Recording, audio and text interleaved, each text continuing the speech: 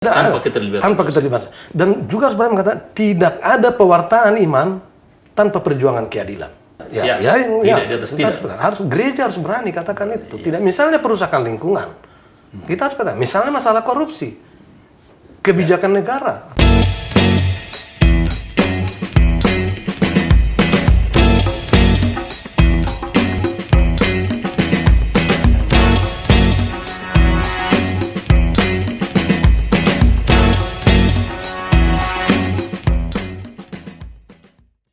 Semangat pagi Indonesia, para sahabat sang kakek dimanapun berada. Pada saat ini kita akan masuk dalam acara diskusi sang kakek. Tamu kita hari ini adalah Ketua Umum Persekutuan Gereja-Gereja di Indonesia, Pendeta Gomar Gultom. Selamat pagi. Selamat pagi sang kakek. Oke, ini kita akan bincang-bincang soal bagaimana gereja kita. Bagaimana kita berperan sebagai warga gereja dan apa tugas panggilan kita sebagai gereja di tengah-tengah bangsa dan masyarakat kita. Jadi ini diskusi kita akan mengambil. Pak Ketum PGI, ini kan kita sebetulnya sebagai orang Kristen di Indonesia mempunyai dua kewarganegaraan. Warga negara Indonesia juga warga negara Kerajaan Allah. Bagaimana gereja memainkan peran dalam dua aspek tadi, di dalam warga kerajaan Allah dan juga berbangsa dan bernegara? Ya, memang betul sejak November 1970, itu November 1970, gereja-gereja di Indonesia itu telah merumuskan tugas panggilannya, di mana warga gereja di Indonesia menganggap diri memiliki kewarganegaraan rangkap. Di satu sisi dia adalah warga kerajaan Allah, tapi di sisi lain juga warga negara Indonesia. Dalam arti begini, di satu sisi dia menghayati Tuhannya, kebenarannya dan anugerahnya melalui Yesus Kristus. Dan di sisi lain juga menghayati dan merefleksikan kehidupannya dalam perspektif kebudayaan dan realitas di mana dia hidup. Gitu. Kenapa? Karena kitab Yohanes katakan, aku memanggil kamu, memanggil kita, masuk di dalam gereja, bukan untuk berkumpul di dalam gereja semata, untuk asyik-masyuk berdoa, bernyanyi, tetapi dikumpulkan untuk pergi keluar. Pergi keluar itu artinya pergi ke masyarakat, di mana dia ditugaskan oleh Tuhan, pergi keluar dan berbuah. Dan buahnya harus lebat dan tinggal tetap gitu. Jadi memang tugas panggilan kita sebagai warga kerajaan Allah, tetapi dalam konteks sebagai warga negara Indonesia. Oleh karena itu, hidup bergereja tidak bisa semata soal ibadah, dalam arti ibadah berdoa, bernyanyi, khotbah dan sebagainya di tengah lingkungan gereja, tapi ibadah yang sejati justru adalah keluar dari gereja. Menarik sekali nih sang kakek dan para sahabat sang kakek sekalian. Saya pernah ke satu gereja, GKJ Gandaria. Di pintu keluar, waktu mau keluar, tertulis, selamat datang di gereja. Saya tanya sama Pak Pendetanya, ini nggak salah, nggak terbalik. Pendetanya bilang, enggak Pak Pendeta.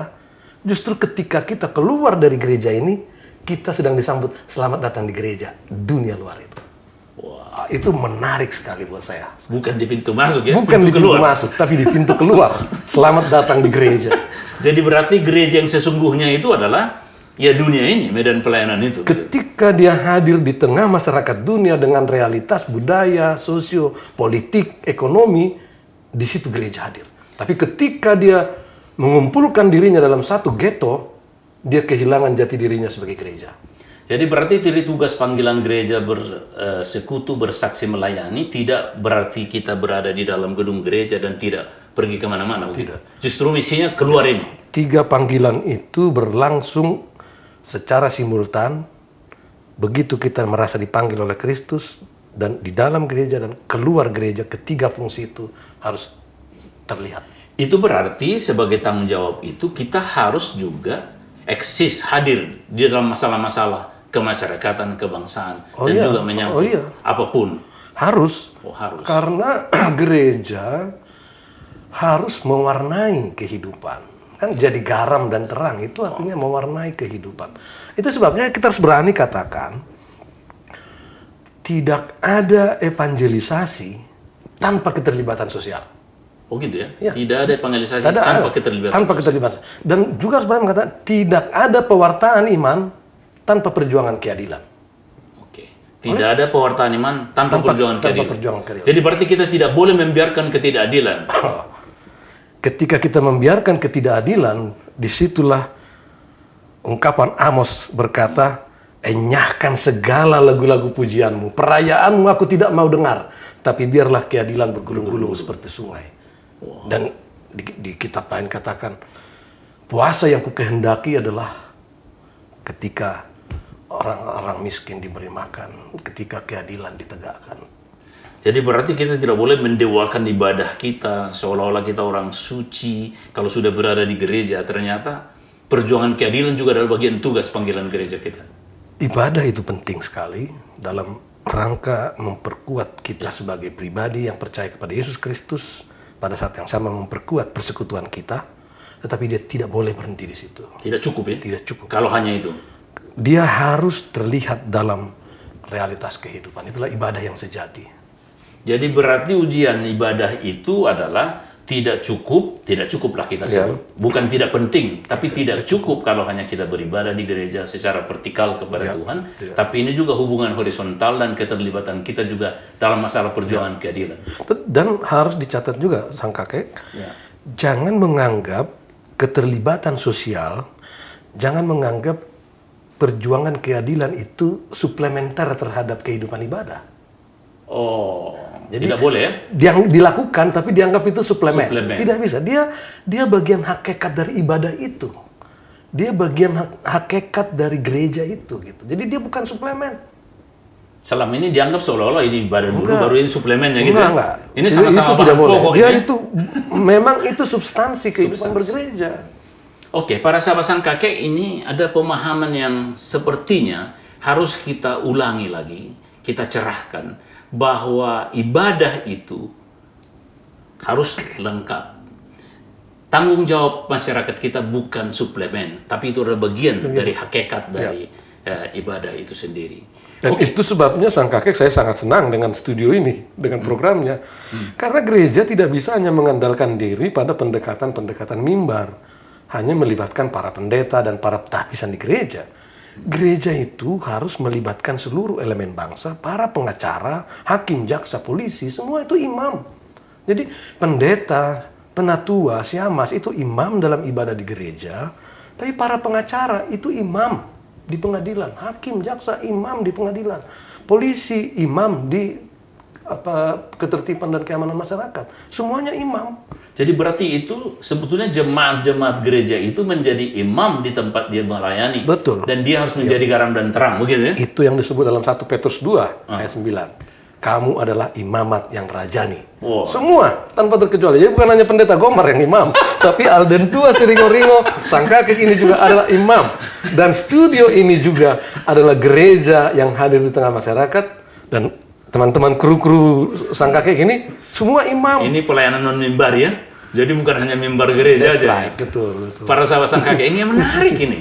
Artinya diskusi kita dengan Ketua Umum PGI, bahwa ternyata banyak pemahaman kita selama ini, seolah-olah kita menganggap mendewakan ibadah kita di gereja, ternyata hakikat kita juga bukan suplemen itu, pelayanan sosial kita, pelayanan non-mimbari kita, dan perjuangan ketidakadilan.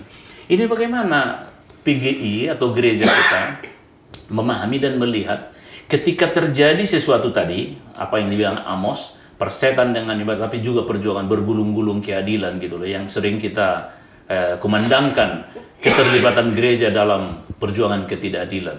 Ini kan perjalanan bangsa dan negara ini kan tidak selalu seirama atau menurut pandangan kita benar atau bagaimana. Gimana gereja menyampaikan suara nabiahnya di tengah-tengah bangsa yang sedang berjuang untuk memperjuangkan ketidakadilan. Ya, gereja-gereja di Indonesia dalam lingkungan PGI sudah cukup lama menyingkat peran itu dalam 5 kata selama ini. Positif, kritis, realistis, berpengharapan, dan transformatif. Maksudnya begini, kita harus positif menyambut seluruh kebijakan negara, tidak bisa uyah-uyah mentolak begitu, tapi kita positif melihatnya dan ikut terlibat. Tetapi pada saat yang sama juga kita harus kritis. Oke. Kalau salah kita harus katakan salah. Kadang katakan ya dan ya. Siap. Tidak di atas tidak. Gereja harus berani katakan itu. Tidak misalnya perusahaan lingkungan. Kita harus katakan, misalnya masalah korupsi. Kebijakan negara. Ya. Positif, menyambut, kritis, tapi juga tidak bisa hanya mengkritik. Kita juga kreatif yang ketiga. Kreatif kita. Kreatif dalam arti kita juga menyumbang pikiran. Itu sebabnya misalnya PGI juga selalu ikut dalam proses-proses regulasi, kita mengusulkan hal-hal tertentu. Karena rapat dengan pendapat juga ya di pendapat DPR. dengan DPR dan sebagainya. Lalu yang kedua realistis, kita juga harus realistis, nggak bisa begitu saja mengatakan begini kata Tuhan, harus begini, tapi realitas masyarakat kita di tengah masyarakat majemuk ini.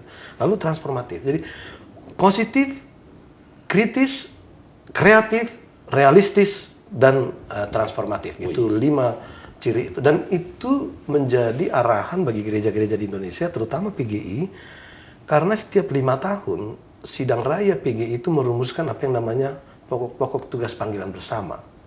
Di situ dirumuskan pesan-pesan kepada PGI terutama untuk melakukan ini. Di bidang politik lakukan ini, di bidang ekonomi lakukan ini, di bidang sosial lakukan ini. Semuanya jelas. Di situ tertulis, Mat.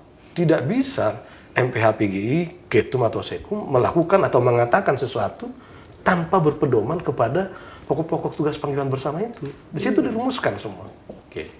Para sahabat sang kakek, berarti ini ada kesan sebagian warga gereja kita seolah-olah tugas PGI, tugas gereja hanya mengurusi gereja, hanya mengurusi internal kita, ini sudah semakin tertinggal gitu ya. Ya, itu memang di zaman pietisme dulu. Pietisme. Dalam zaman pietisme dulu menganggap gereja begitu. Dan pietisme yang datang ke Indonesia, penginjilan yang datang ke Indonesia di latar belakangi pietisme kan di zaman penjajahan juga. Jadi gereja dibuat mandul untuk tidak berbicara masalah-masalah seperti itu, urusin ibadah saja, jangan kritik soal penjajahan dan sebagainya. Tapi kan kita lama-lama kan sadar juga, makin mendalami Alkitab, makin melihat dari perspektif ilmu pengetahuan dan sejarah. Kita harus sadar, dan gereja-gereja di Indonesia, terutama sejak tahun 70, itu sadar betul.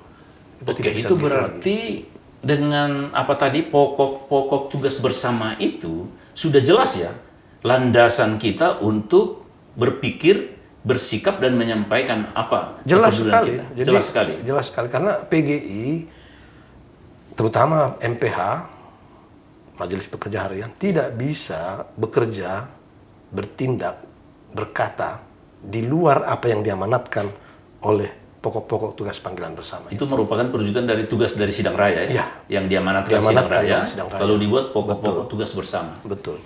Para sahabat sang kakek, kalau kita mendengar penjelasan dari Ketua Umum PGI ini yang barusan, kita berarti dalam setiap sidang raya tentu ada tema, ada ya skala prioritas, ada pesan dari sidang raya yang di breakdown lagi atau semacam dia, apalagi dengan pokok-pokok tugas bersama.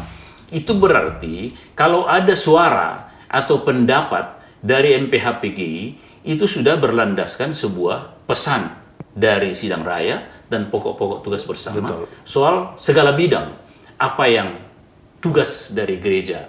Itu berarti para sahabat sang kakek, kalau PGI menyampaikan suatu pesan atau suara nabiah atau apapun itu berarti tentu sudah melalui sebuah proses, bukan semata-mata tiba-tiba atau bagaimana. Begitu kira-kira Pak Ketum? Persis seperti itu. Nggak bisa karena setiap yang dilakukan oleh MPH PGI itu kan pertama harus didasarkan pada penugasan itu, lalu yang kedua harus dipertanggungjawabkan kepada para pimpinan gereja melalui sidang MPL yang berlangsung setiap tahun. Tiap tahun loh. Berlangsung. Dan kita pertanggungjawabkan semuanya. Di situ sangat jelas. Misalnya yang terakhir ya, sidang raya terakhir di Waingapu itu mencatat 3 krisis yang dihadapi oleh gereja-gereja dan 1 tantangan budaya. Ketiga krisis itu adalah krisis kebangsaan, Ya. krisis lingkungan, Yesus. krisis keesaan gereja, dan tantangan itulah tantangan akibat dari transformasi budaya digital. Nah, terkait dengan krisis ekologis dan krisis kebangsaan itu sebetulnya negara kita ini sedang mengalami misalnya soal radikalisme, tapi juga korupsi yang begitu hebat menggerogoti bangsa kita ini, dan upaya yang begitu sistematis untuk menggerus kekayaan negeri ini sehingga terjadi kemiskinan berkelanjutan, lingkungan kita rusak, hutan-hutan dan alam kita dieksplorasi melebihi maksud-maksud ketika Tuhan menciptakan bumi ini akibat perilaku korupsi yang begitu hebat di negeri ini. Itu ditugaskan oleh sidang raya kepada PGI untuk menentang itu segala upaya korupsi-korupsi itu. Dan sudah bertahun-tahun, sejak saya kira udah 10 tahun lebih PGI bekerja sama, hampir 10 tahun PGI bekerja sama dengan KPK selama ini untuk bagaimana mensosialisasikan gereja melawan korupsi. Itu sudah kita lakukan. Berarti kita dukung pemberantasan korupsinya. Iya. Dan kita menolak pelemahan KPK-nya untuk memberantas korupsi. Itu kan kira-kira begitu. Itu isu itu menjadi sangat sensitif ya, karena ada yang menganggap PGI melawan pemerintah sama sekali. Enggak lah. Kita justru mendukung pemerintah untuk memperkuat semua pemberantasan korupsi. Apa yang dilakukan oleh PGI belakangan ini, suara PGI itu kan kita hanya menyuarakan suara presiden aja kok. Karena presiden duluan ya. Presiden yang jangan dibuat ini serta-merta betul, untuk memecat gitu loh. Suara PGI itu justru mendukung presiden. Iya. Yang kesan saya sih presiden sedang dikelilingi oleh kelompok-kelompok kepentingan yang ya kita tahu bersama lah. Dan itu manusiawi ya. Manusiawi Sebuah dan kekuasaan ya, tuh. saya kira perlu kita jeli melihat perkembangan bangsa ini dan tidak terbawa oleh emosi yang digerakkan oleh kelompok-kelompok kepentingan. Itu berarti PGI tetap harus bisa memelihara objektivitasnya untuk menyampaikan suara nabiahnya, tapi untuk itu juga kita perlu memahami. Jadi warga gereja kita juga, para sahabat sang kakek, perlu belajar tahu situasi kekuasaan ini sedang seperti apa, bagaimana pemerintahan ini. Jadi kita jangan dukung ini atau tidak dukung ini. Saya kira tidak sesederhana itu. Dan PGI saya kira tadi sudah jelas ya, pesan sidang raya, pokok-pokok tugas bersama, rapat MPH, dan rapat majelis pekerja lengkap yang berisi pimpinan sinode gereja anggota PGI setiap tahun, tentu akan mengevaluasi perjalanan ini. Oleh karena itu, para sahabat sang kakek, kalau kita terlibat dalam sebuah pro kontra perdebatan, boleh-boleh saja. Perbedaan pendapat itu sah-sah saja. Tapi kita juga harus memahami hakikat, tugas, panggilan, dan tugas pokok bersama. Pak Ketum PGI, dengan kondisi jemaat kita yang beraneka ragam, perkembangan juga terorisme, radikalisme, juga soal krisis tadi, krisis ekologi, krisis kebangsaan, dan juga tantangan-tantangan di masa pandemi ini juga pemulihan ekonomi. Ini tantangan kita dalam krisis pandemi ini juga berkepanjangan. Apa kira-kira yang mau disampaikan kepada jemaat kita dan seluruh bangsa ini? Ya, pertama sih soal krisis kebangsaan ini ya, saya sih mengajak seluruh warga, dan berulang kali PGI juga menyampaikan kepada gereja-gereja untuk bersama-sama seluruh elemen bangsa yang berkehendak baik membangun kerjasama menghadapi kelompok-kelompok radikal, kelompok-kelompok yang tidak setuju dengan Pancasila, kelompok-kelompok yang menggerogoti kekayaan negara ini. Kita harus bersama-sama menghadapi itu. Kelompok-kelompok yang disebut Talibanisme itu sama berbahayanya dengan koruptor-koruptor ini. Sama berbahayanya, itu menggerogoti bangsa ini. Kita harus hadapi, itu krisis kebangsaan. Tapi juga krisis ekologis ini, saya juga mengajak kita semua untuk lebih ramah lingkungan. Hentikan menggunakan plastik, minuman-minuman kemasan plastik, mari kita bawa kemana-mana pergi, bawa tumbler, bawa sapu tangan supaya tidak banyak menggunakan tisu. Kita mulai dari diri kita deh, mulai yang kecil-kecil saja, supaya krisis lingkungan ini segera kita atasi. Kita hentikan segala pembalakan hutan dan sebagainya. Lalu juga soal digitalisasi sekarang ini, kalau masih bisa dengan pertemuan-pertemuan virtual, kenapa harus berkumpul di masa pandemi ini? Ini kita yang harus menyelesaikan. Nggak bisa kita bertumpu kepada negara. Betul, pemerintah yang terutama, tetapi kan dukungan kita semua untuk menghentikan pandemi ini.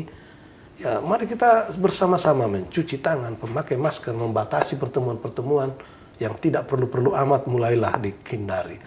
Kita semua punya tanggung jawab untuk menyelesaikan bangsa ini. Tapi yang lebih penting lagi, mari kita juga memperhatikan saudara-saudara kita yang terkena dampak pandemi ini. Dampak penyakitnya, tapi juga dampak ekonominya. Untuk kita berbagi bersama-sama dengan yang lain. Gitu. Saya menyambut perkataan sang kakek tadi, berbeda pendapat itu biasa. Tapi mari kita santun berpendapat. Apalagi di dunia digital. Dunia digital ini kan jejaknya nggak kehapus. Malu kita kalau di dunia digital keluar sumpah serapah. Saya kira Gitu ya. kesantunan itu penting. Bangsa ini bertahan karena ada kesantunan. Oke, para sahabat sang kakek, itu berarti pesan terakhir tadi dari Ketua Umum PGI, Pendeta Gomar Gultom. Apapun pendapat kita, siapapun teman kita berbeda pendapat, etika, moral, spiritual kita sebagai warga gereja, dengan kesantunan itu yang kita gambarkan, saya kira kita harus menjaganya. Apalagi dunia media sosial kita, sesuatu yang tidak bisa dihilangkan jejak digital itu. Jangan nanti sampai anak cucu kita kelak mencap dan ada jejaknya bahwa kita sebetulnya sudah berbicara, tapi sudah hilang etika moral spiritual kita sebagai warga gereja dalam bentuk kesantunan kita. Karena seharusnya sebagai warga gereja kita harus berbeda. Sebab apa? Kita dijahati juga. Tidak boleh membalas kejahatan dengan kejahatan. Apalagi orang tidak jahat. Malah kita yang memulai jahat dengan ucapan-ucapan kita yang tidak memiliki kesantunan sebagai ciri kita tadi. Punya etika moral dan spiritual. Sebagai warga gereja, kita boleh melakukan apa saja dan berbeda pendapat dengan siapa saja, tapi tetap dalam kerangka bagaimana kita menjadi garam dan terang, juga terlihat dari apa yang kita sampaikan. Tapi lebih kepada apa yang mau kita lakukan. Ibadah yang sejati adalah punya hakikat. Gereja kita juga harus beribadah, tapi kita juga harus hadir di masyarakat. Apapun yang disampaikan oleh gereja sebagai suara nabiah, itu juga kita harus bertanggung jawab. Karena kita memang memiliki tanggung jawab terhadap bangsa dan negara ini. Tidak boleh kita lepas dan kita hanya hidup sendiri. Para sahabat sang kakek, kami berharap diskusi kita dengan Ketum PGI ini akan mencerahkan kita, mengingatkan kita kembali apa tugas dan tanggung jawab kita sebagai gereja dan sebagai warga gereja yang harus melayani dan menjadi imam dimanapun kita bekerja dan melayani.